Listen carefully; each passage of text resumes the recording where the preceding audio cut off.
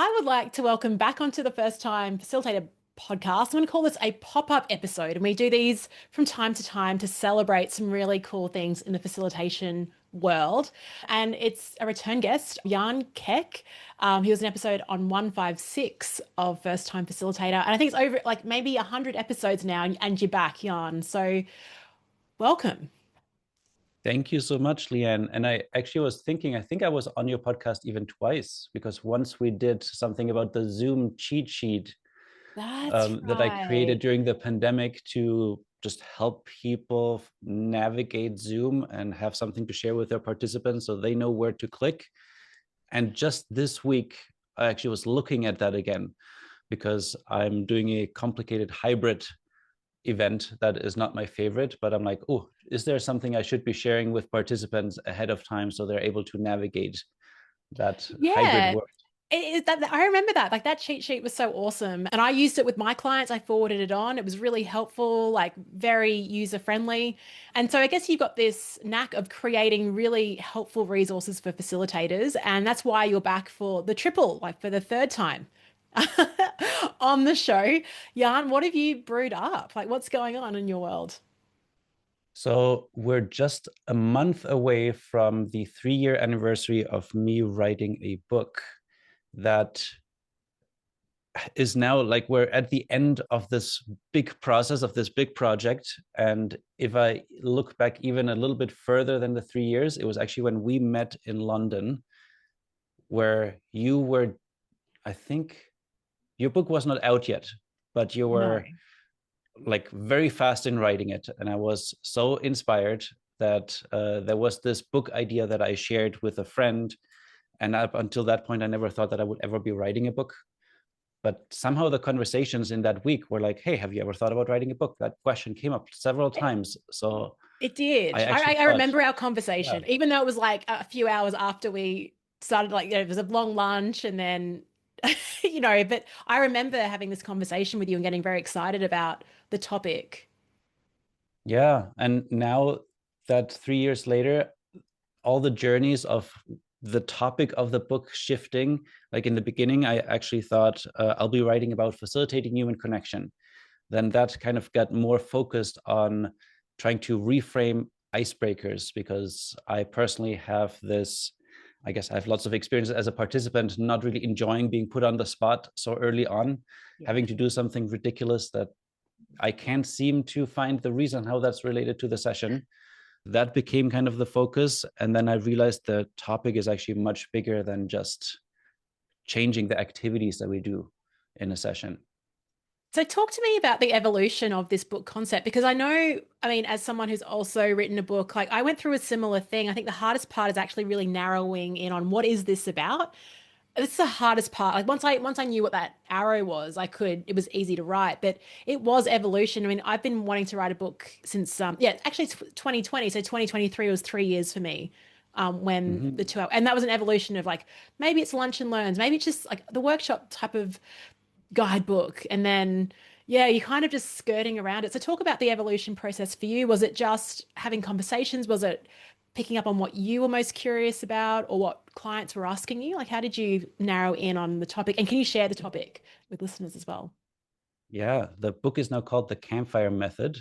So instead of focusing on ice melters, which is just trying to, like in the beginning, it was trying to improve the activities that we run. So instead of icebreakers, we're going to do ice melters, and they're just going to be facilitated a little bit differently. But I realized early on that there's so many more small opportunities for facilitators, for leaders, where you can create an environment where the ice is melting Mm, that has nothing to do with running an activity.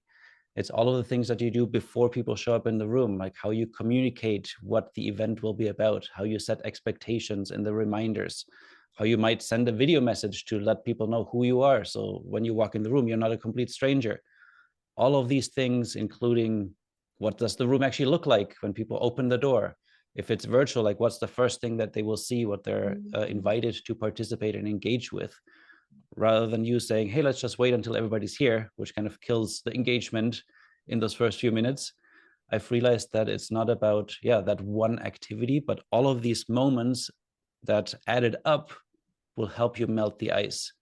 So the Mm. book now is about because it's called the campfire method, all these steps that you need to do to build a campfire.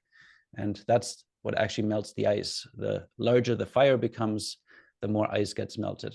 Oh, that's really smart. I like that the visual metaphor as well. But you also got your start in camps, didn't you? Like, just is that right, or am I making that up? You mean summer camps? Yeah, That was maybe the first place that I would say I facilitated something when I was a love that. teenager, Yeah. being a camp counselor. And there was one time in my life where I was looking at all the things that I love to do today are basically things I did at summer camp. Like the Wow. idea of running workshops, of creating experiences, of getting people to go out into nature, all of that, the fun games, the aha moments. I feel like a lot of that goes back to, yeah, being a summer camp counselor. That's so great. And if you are watching us on YouTube, you'll see this beautiful sort of campfire. Is it a light? Like, what have you got going on? Is that like an LED It's an light you've LED got? light. Yeah. Yeah. Super cool. I love it. Very on brand. Yarn. Okay, so your book's coming out.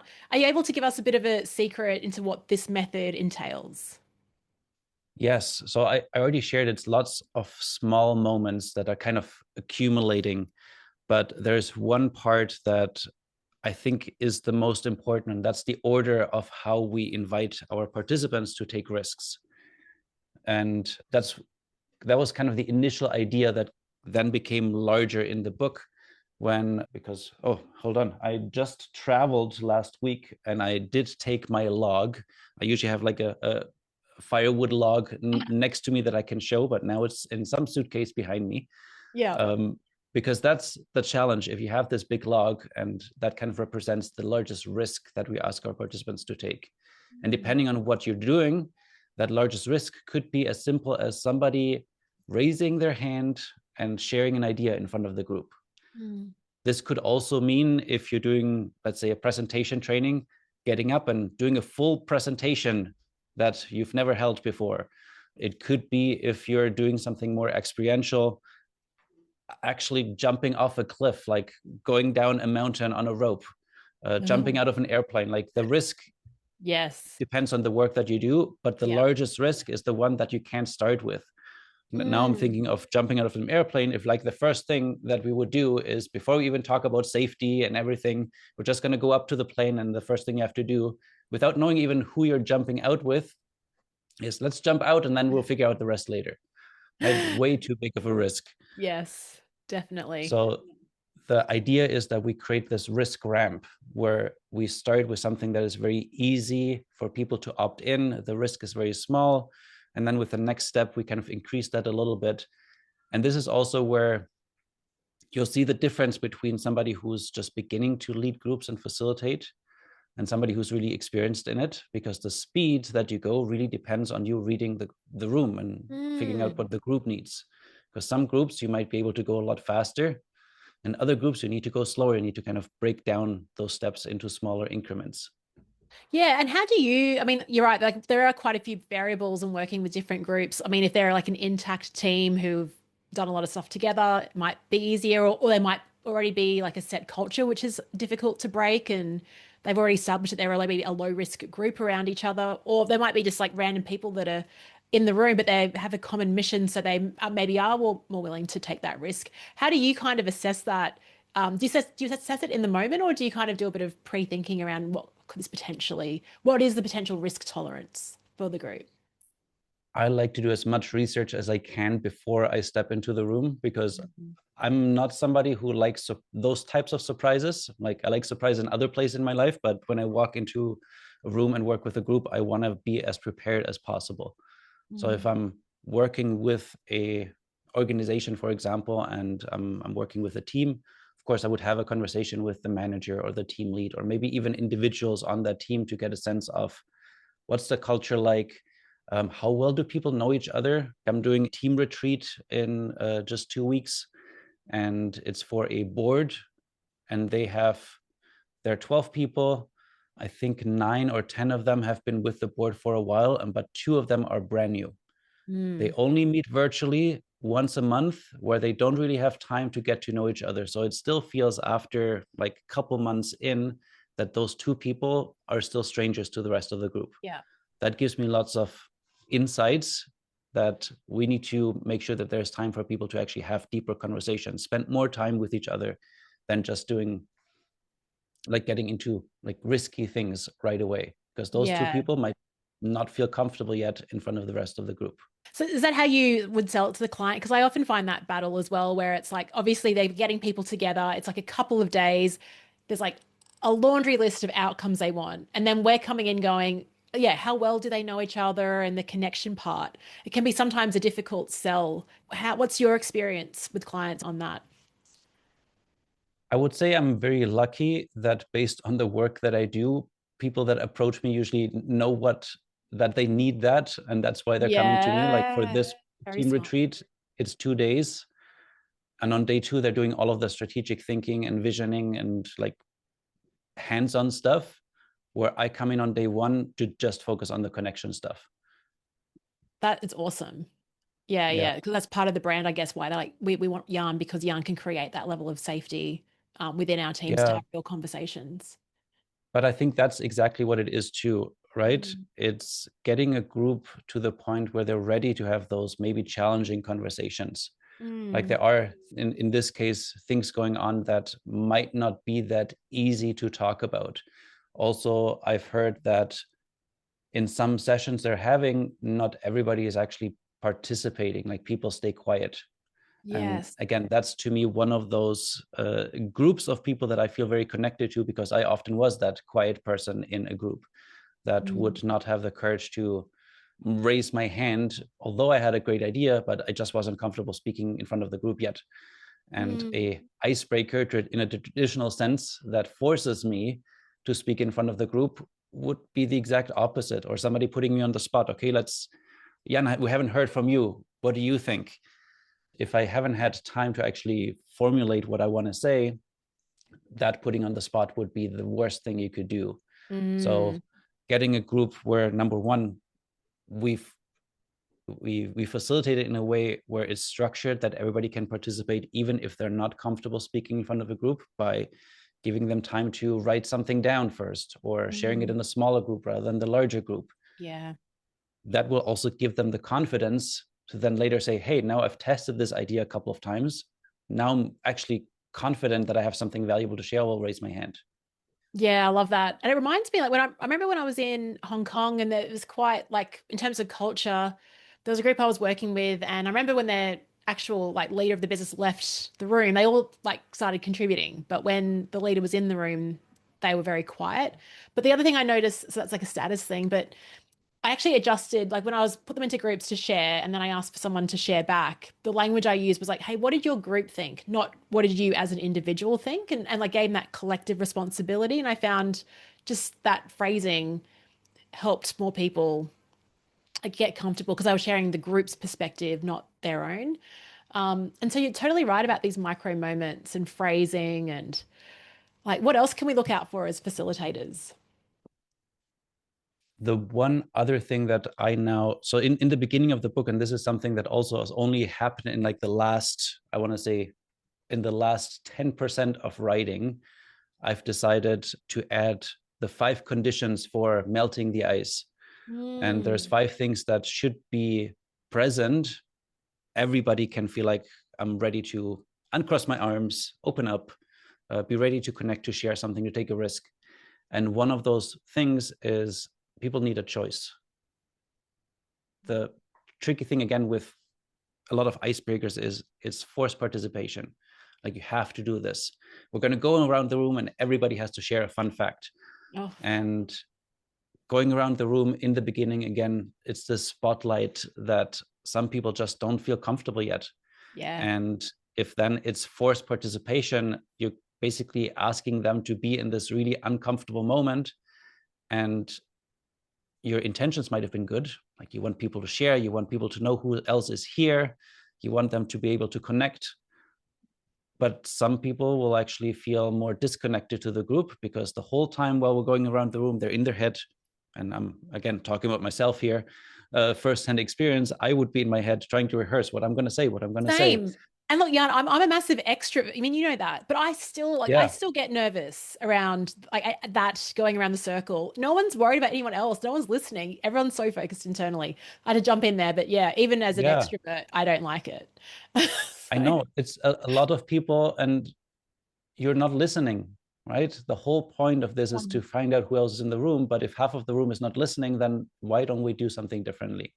And to me, again, choice is such a big component of this. Like, can we build choice in every activity, or mm, even in the way we design a session, where people can choose taking that maybe larger step if they're ready for it, and maybe a smaller step if they're not ready for it yet. mm, So for me, that often is online. I do this kind of naturally now. There's always this moment where I ask people to do a debrief. Ideally, I've already given them time to think about what their answer to the question might be. Maybe they've shared it in a breakout room already. So now that people are coming back, or we've done an experience, an activity, doing the debrief, I ask people to either share something in the chat or raise their hand to unmute. Like yeah. that very simple choice between those two things. And then also valuing every chat message the same way you would value somebody speaking out loud really Mm, sets the tone that, hey, this is okay. I don't need yeah. everyone to speak. The chat is a really valuable alternative. And I see very often that people start using it and they're actually contributing a lot. Um, and if we don't give them the option or don't remind them, we might just think, oh, half of the room is disengaged, they're bored, or they're just quiet. Mm. I love chat as like a lead indicator of engagement. And even like when someone reacts to a comment, sometimes it's I like if someone reacts and puts a funny emoji there, sometimes I'll acknowledge that because you kind of want people lighting up each other's comments as well and bringing in that engagement too. How did you, so I love that you've just shared that in the last, you've added this 10% in. I mean, that's the hard thing about a book is like, when does it stop? But you've kind of alluded to, you spoke about raising your hand before. And I know recently you've spoke at a TEDx event and you actually demonstrated this. I'd love you to share the story with listeners. Yeah, that was just a couple of days ago, like 5 days ago, that I was at TEDx Freiburg in like the south of Germany, where I asked the group, it was 350 people in the audience, to take a risk. And it was challenging in a way that I think anybody who's ever prepared for a TEDx talk, or maybe you've even seen them, I feel like the bar is quite high in terms of public speaking. Like, yes, I've spoken in front of groups before, I've been at conferences, but TEDx, just the amount of preparation that goes into it. You have a speaking coach. They want you to like send the slides 2 weeks ahead of time. And all these things that Oh my made me gosh. go like, oh, but how am I going to still be able to improvise in the moment and kind of react to what the group needs? I very often would like skip slides depending on Yeah. what is happening in the room, but I did not have that option. So I really need to spend a lot of time thinking of what are the steps that will get me to the point where ideally everyone is able to take that risk and participate and get the impact of what I wanted to do with them. And what I wanted to do with them is ask them to come up with secret handshakes. So create a completely new greeting with somebody that they don't know in a collaborative way, where one person might start with a high five, then the next person says, okay, and then we're going to spin around, and then the next person says, and then we're going to jump in the air and do a high 10, and kind of co-create something that is so complicated that nobody else will have the same structure, but you can still remember it and repeat it. So whenever you greet this person, you could have that secret handshake that Nice. just belongs to the two of them. And what I did as the first thing is, number one, I told a story of a networking event experience that was really painful for me, where I just had moved to Toronto in Canada, didn't know a lot of people. So I heard about this very special networking event that I signed up for. And when I arrived, everybody was standing there in little groups and talking to each other. It was quite loud, but I did not have the courage to walk up to a group or to someone and like start a conversation. So I took out my phone and I was on my phone. Yeah. Um, until luckily one person approached me, and I was very excited because I'm like, oh, great, maybe this could be a new friend. Again, I was new in the city. I really wanted to make some connections. Except that when he started talking to me, the first thing I remember him saying is that he was an insurance broker. And I didn't even Oh, ask him what he does yet, but he gave me his pitch of all the things that he offers. And I was listening oh, very, okay. very politely.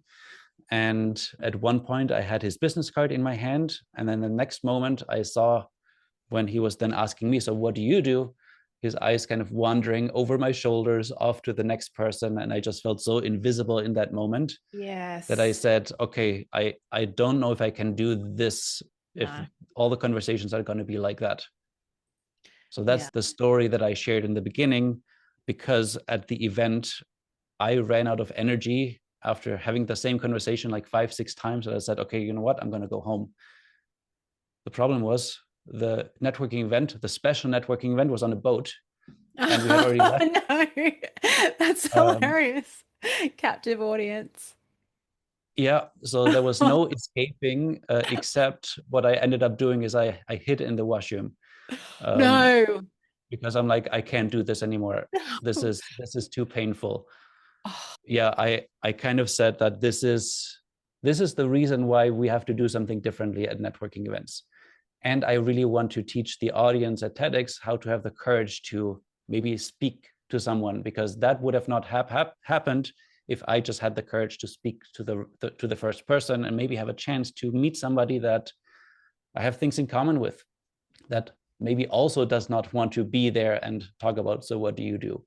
yeah. Um, so after that story, I asked people, hey, who's here to meet somebody who would like to meet somebody new without that question? Very few hands went up.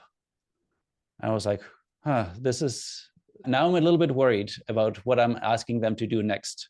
But Yeah. at the same time, I had planned my sequence. I've planned my risk ramp of getting people there. Just a moment later, I basically told them that we're going to try this experiment to help you connect with someone. And if you're up for the experiment, you can kind of wiggle one finger. A few more fingers would go up. Then I would invite them to just, in Germany, there's this whole culture of you shake hands when you meet someone. And sometimes it's really awkward because I'm usually a person that likes to hug. But like even with my grandma, she would shake my hand. It took a very long time for me to switch to giving her a hug and her being okay with that. So I said, let's try something different and just high five the person left and right of you. And people were like in their seat, high fiving people. And already you could see them opening up and starting to smile. So I think they were ready for the third step, which was getting up from their seat and doing creative high fives. I also told them the very creative people go to TEDx. So I have no Yeah. worries that this will not work. And creative high fives is anything that is not a regular high five. Really high up in the air, behind your back, between your legs, with the left hand, just with one finger, with 10 fingers, with both hands. And I gave them 30 seconds to collect as many as possible. And the room just went crazy. It was loud. People even were running up to me on Amazing. stage, giving me high fives. Like the energy was shifting very quickly, Yeah. that when we got to the actual secret handshake, I needed to bring the attention back. I use my favorite secret tricks that I'll also share with you on how to Yeah. get the attention back in a loud room of 350 people running around and high-fiving, which is, if you can hear me, clap once. If you can hear me, clap twice. If you can hear me, clap 3 times. And by that time, I was already getting a standing ovation at my own TED Talk. Yeah. So Oh, everybody was that's super clapping and looking at smart. the stage. And it's something I learned from a kindergarten teacher, but it so works even with adults. Yeah. Often the best things do, don't they? Like going just to get attention. If you can get it from kids, you can definitely get it from adults. So very quickly, you've just I mean, yeah, like it would have been interesting, like getting that sense of like only a few people put their hands up and then going from that to then a room that was chaotic and enjoyable and the energy had lifted as well. What you just said there as well is that you actually outsourced your confidence to the group. You said, hey, TEDx, you're a bunch of creative people. Like you gave them that aspirational identity. Was that intentional? For sure. Yes. Hmm. Because I think people are often like, they might be hesitant because they don't believe in themselves, like just giving them that extra boost and maybe also reminding them like, hey, you have things in common here. Like this is not, yes, we're talking about like connecting with strangers, Hmm. but if you go to a TEDx conference, you have probably very similar values. You're probably more alike than you think. And that little reminder might have been enough to get a few more people to open up. Yeah, I love that. I think it's a really powerful thing to do. And like you said, they're driven to go to TEDx because of particular reasons, and so you'll just harness that in that instruction as well. What have you And learnt? Oh, I'm sorry, sorry, Jan. I also just remembered one other question that I asked them even before that is like, who showed up with a friend and who came by themselves? Oh, To appreciate the people who had the courage to even show up to an event by themselves, because how disappointing would it be if you go to an event yourself, you hear all of these great ideas, but you don't talk about it with anyone. There's a, I think, always a magic that happens when you go to TEDx, because there's so many different talks on different topics that inspire you and make you think. But often it's the quieter moments afterwards where you process it, where you yeah. debrief it. And even thinking of people running workshops and trainings, and if you're just doing activities, even the cheesiest icebreaker could become a really meaningful activity if we stopped or paused afterwards and had a debrief of what happened. Agree. Even asking, hey, what was going on inside you when you didn't raise your hand and participate? Like those questions make even failed activities meaningful. Oh, I like that. Yeah, yeah, because you can figure out like what was it about that, and then that definitely creates a good conversation. And I really like that question that you who came with someone, because like I know when I go to events on my own, I just assume everyone has friends, and I'm like the only person that's rocked up solo. So even to get a nice indication that okay, even though I am solo, I'm not alone. There's other people here that have also rocked up solo, because you kind of look at other people and think, oh, everyone's got their own friendship group. So that was nice that you did that. What have you learned about yourself writing this book, Jan? I've learned something, luckily, going down the right route. Actually, I've maybe only realized it afterwards, that I've done something that worked really well for me that doesn't work for everybody else, especially when it comes to writing a book. Because I saw Priya Parker release her new book just recently, and she wrote a post. Finally, after 5 years, I get to talk about this book, and now it's available for pre-order. I'm like, Mm, how can you keep this a secret for 5 years and not talk about it with your community? Like, how insane, like, so insane to me. yeah. Because to me, I told my community I'll be writing a book before I even knew what it was going to be about. And I told Yes. them, I'll be needing your support to hold me accountable that this book actually gets created. And I'll be sharing a piece of the book, a piece of my writing every Monday. And in every email that you get, you will have 3 links where you can give me feedback. Didn't Wow. really, wasn't really interesting today, was, or this really resonated. And then people can also elaborate. They can I use Video Ask, a tool that I know you also like to use, where they can send me a video message, audio message, or a text message based on what they clicked. And with that feedback, that actually kept me motivated in keeping Mm. writing. This was also the first time I feel like in my life where I've been consistent with something for that long. I've Wow. not Oh, missed a that's single amazing. week in the 3 years, even when I was sick, even when I was on vacation, because I set the bar so low that I said an email counts if I write, hey, sorry, I couldn't write the email today, but I sent that Yeah, out. To me, that was like it that just needs is. to be going out. What it's inside doesn't really matter. But the promise is, of course, it's going to be something from the book. And in the middle, I kind of lost track a little bit, and I started writing emails every week. And then I realized, hey, I'm writing emails, but that's not the book content. I should be like Mm, writing book content and then take something from that and put it in the email. So it kind of helped yeah. me refocus, and I think also finish the book in the end, because I had that time blocked in my calendar every week. Yeah, I love that. And you really like you're all about community, and so you leverage that in the way that you wrote as well. And like, did you get any feedback that was like that surprised you, or did it kind of validate what you were already thinking? No, I got such great feedback on a lot of different things, from like me sharing an idea, not being sure if that's actually an idea that people are unaware of. Is that something new, or is this just repeating what everybody knows already? And then getting the Mm, feedback, oh no, this actually is really valuable. Please talk about this more.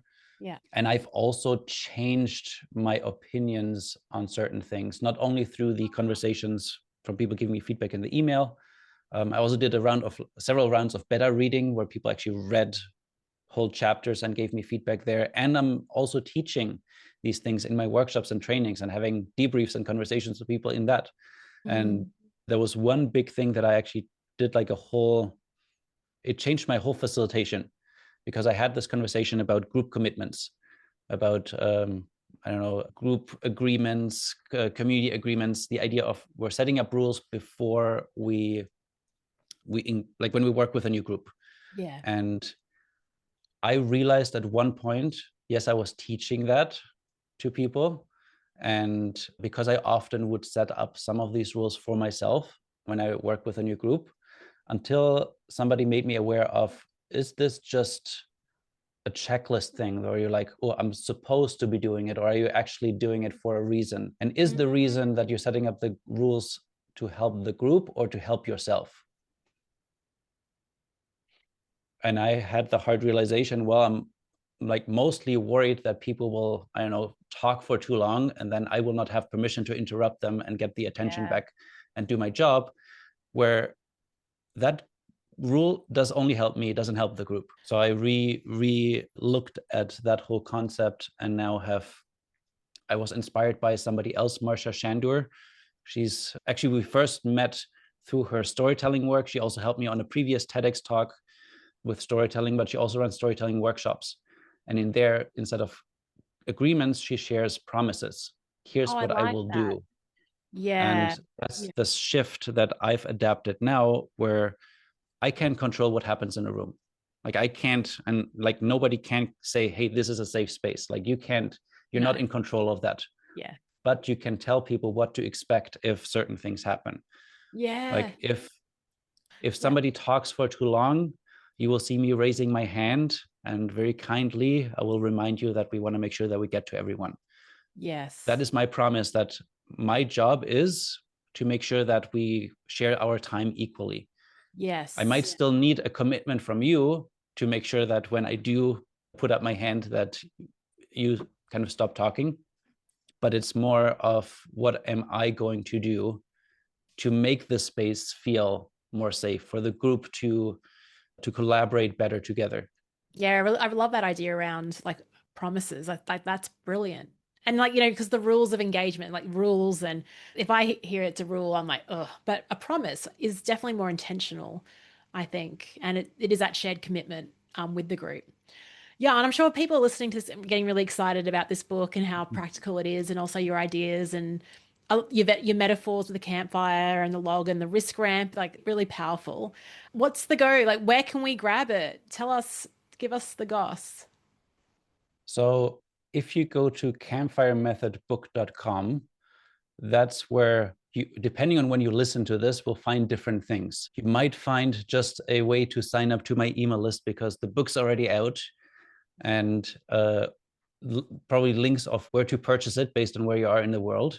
That's kind of looking further into the future. But if you're listening to this in April 2026, I'm actually doing a limited edition pre-sales campaign, because I've decided that, yeah, Amazon will be where the book will be kind of long term, because that's just easy for a global audience to get it Mm. without having to pay so much for shipping. But it's not the best quality that you can get. So I'm putting together a 150 copies limited edition that are all going to be signed by me, hand numbered. I'm also Oh, planning to add like custom inscriptions. So I'll be sending out a little form where people can write something. And based on that, I will share a message and write that in the book. Like I'm actually putting in a lot of work, yeah. because I also know for a certain person, this will not be a book that you'll read just once, but one that you want Mm. to grab whenever you're working with a new group. Kind of Yeah. remind you of some of the things. Like I said, like you said, it's very hands-on. There's lots of like very tangible tips in there that I think are good to review Amazing. often. So that will also be on that link. So that might be the best place to go. And then you just have to be surprised by what is there. I haven't finished the page yet right now, so I don't even know what exactly will be there. I love that. That is a surprise for everyone that's listening right now. It is fun doing those bonuses and just thinking what's on the page. I remember evolving it, like, had something in my mind, and then I'm like, oh, well, this would be more useful. And things change over time depending on what readers Mhm. like as well, or templates they might need. So, yeah, I'm so proud of you. Congratulations on becoming an author. Really excited to see how the book goes. And I love the idea of the 150, like the special copies that you're going to release as well. So we'll put a link to that in the show notes. Are there any sort of final thoughts or words that you'd like to share with listeners as well? I think I also wanted to thank you for inspiring me to write this book, because I remember when I saw your book journey and you invited me to give you some feedback on your book. Mm. I got really excited because I could see what it's like when you get to that stage. And I also want to tell you, I don't know how you were able to pull this off so fast, because there were several times in my journey where I'm like, wow, Leanne did this in like a couple of months. And I'm like years into the Ah, process. But of course, with a lot of the things that we share online, what you don't see is all of the secret things, the thinking that happens behind the scenes yeah, that we don't usually talk about, right? yeah, So we only compare ourselves to like, oh, I've just had a viral video. Well, no, but you've been creating videos for 10 years, and you've consistently showed up, right? So it's yeah. that reminder that I think people also need to have. If you see somebody else having a success releasing something, there's a lot of work that goes into it that might not have been visible from the beginning. It's totally not obvious. Yeah, you're right. And even as I'm writing my next book, I'm drawing on actually some stories that I've just, from like an episode of First Time Facilitate, like episode 8, and I'm like, oh, that story was really good, and so I had to go back and find it, and it's that accumulation of experience as well, and it's not visible, but there is a lot of labor, and it can be tough. So that's why I'm thrilled for you and excited to share this. We'll put, yeah, like I said, a link in the show notes on that. And Jan, thanks for jumping on. I know it was nice and early for you over in Germany. Thanks for jumping on the show. It's always good to chat, and very excited to, yeah, see the book in the world. So thanks again. Thanks for inviting me back. I really appreciate it. You're welcome.